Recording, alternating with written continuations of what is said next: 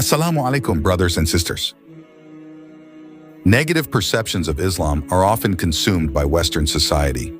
Take Samuel Shropshire, an American citizen now living in Saudi Arabia, who frequently heard slanders directed at Prophet Muhammad and Islamic scholars.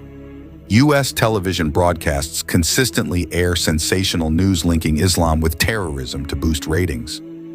Every half hour, there seems to be reports of bombings, bloodshed, murders, and Muslim groups fighting against each other. Samuel Shropshire says that during these inhumane incidents, there are always cries related to Islam. At that time, Shropshire had a poor view of Islam.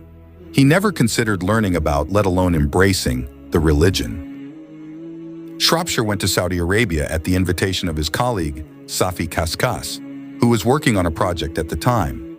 Kaskas is known for translating the Quran into American English that is easily understood by the younger generation. However, Shropshire did not translate the Quran because he did not speak Arabic. Kaskas jokingly asked Shropshire to check the English grammar to ensure it was comprehensible. His job naturally required him to read the Quran repeatedly. As you can imagine, having no knowledge of Islam, I had hundreds of questions. I was surprised when reading, then finding Jesus, or Isa al-Masih, mentioned frequently in the Quran, said Samuel Shropshire. Isa is narrated as one of the great prophets, and even the story of Mary's birth is told. Many of Isa's miracles are explained in the Quran, some of which are not found in the Bible. This made him more curious. How could Isa be more extensively mentioned in the Quran? After work every night, Samuel spent a lot of time alone in his bedroom. He always stood on the office balcony to see what was happening outside. The busy highway and a mosque were regular sights. Then, he would always hear the call to prayer. After the call to prayer, men and women flocked to the mosque, then left after performing the prayer. Meanwhile, children paused in the mosque parking lot to play soccer. The mosque's minaret looked like a typical church in America. But strangely, he missed the mosque and felt compelled to go there. Someone then approached him, later known to be Shafi'i. Samuel stated his name and origin, then asked for permission to enter the mosque. Shafi'i was the mosque's muezzin, who then extended his hand and embraced him. Shafi'i allowed Samuel to enter. He sat behind the congregation's row that was praying, but he did not understand the worship they were performing. He just saw men standing, bowing, and prostrating on the floor, led by one person. I only slightly understood what was happening, but I felt the presence of God in the mosque, explained Samuel Shropshire. While in the mosque, Samuel felt comfortable because the people there were very friendly to him. After 3 days in the mosque, Samuel asked Shafi'i about the first surah of the Quran, Al-Fatiha. He then asked Shafi'i to teach it to him because it is an important recitation during the 5 daily prayers.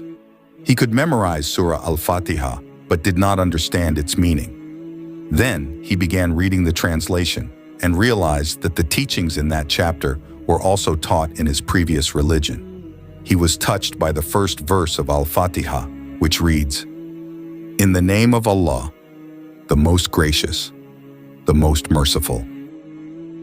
My heart was touched by the words in the Quran and the love given by the mosque congregation, clarified Samuel Shropshire. Samuel was then directed to visit the Al-Hamra Islamic Education Foundation in Jeddah. There, he saw children eagerly learning about Islam. There was not a single teaching of radicalism or terrorism doctrine taught there. This further amazed him, leading him to declare the SHAHADA, committing to embrace Islam. In Islam, all humans are equal. Rich and poor, officials and commoners, law enforcement and civilians are the same. What distinguishes them is piety. After embracing Islam, he began to learn the basics of monotheism, such as the pillars of faith. These teachings of faith are entirely consistent with human nature, but he wondered, how do I live life as a Muslim? His search ended with the pillars of Islam. To prove one is a Muslim, one must declare the Shahada, then prayer becomes an essential part of life. Muslims strive to maintain the 5 daily prayers every day. Third, giving alms. Each year, a person who has stored wealth is obliged to give 2.5% in charity. Fourth, fasting is an important part of Muslim life. Muslims fast during the month of Ramadan, doing this every year, abstaining from food, drink, and marital relations from dawn until dusk. One must also refrain from futile arguments, quarrels, and forbidden acts. This month provides a unique spiritual uplift for all Muslims. Fifth, pilgrimage or Hajj. This is performed in the Holy Land at least once in a lifetime, provided one has the physical and financial capability. People often ask Samuel why he became a Muslim. He fondly recalls a childhood story with his mother. One day he visited a library. There he found a book displayed with the title, The God of Abraham. His mother always read stories from it whenever they visited. The book contained beautiful pictures of camels and the desert. She read the story of Prophet Abraham, as commanded by God to leave his parents because they worshipped idols. His mother then paused reading and said to Samuel, "You must pray to the God of Abraham. There is only one true God, the God of Abraham." When Samuel Shropshire recounted remembering his mother's advice, it turns out his commitment to believing in God was deeply rooted since his youth. Now he has found peace in Islam, which he once considered an enemy. He has also found friendship among fellow Muslims. Samuel Shropshire, an American residing in Saudi Arabia, underwent a shift in perspective about Islam after frequently hearing slanders and negative news linking Islam with terrorism in the American media. Initially, he had a negative view of Islam and was not interested in learning about it. However, after being invited by his colleague, Safi Kaskas, to assist with a Quran translation project, Samuel began to read and review the Quran repeatedly, sparking his curiosity about Islam. During this process, he was surprised to find that Jesus, or Isa al-Masih, was frequently mentioned in the Quran, along with other stories not found in the Bible. This experience made him even more curious about Islamic teachings. After spending time in a mosque and feeling the presence of God, as well as the warmth and friendship of the mosque congregation, Samuel felt comfortable and eventually decided to embrace Islam. He declared the SHAHADA and began to learn the basics of monotheism and the pillars of faith, which are consistent with human nature.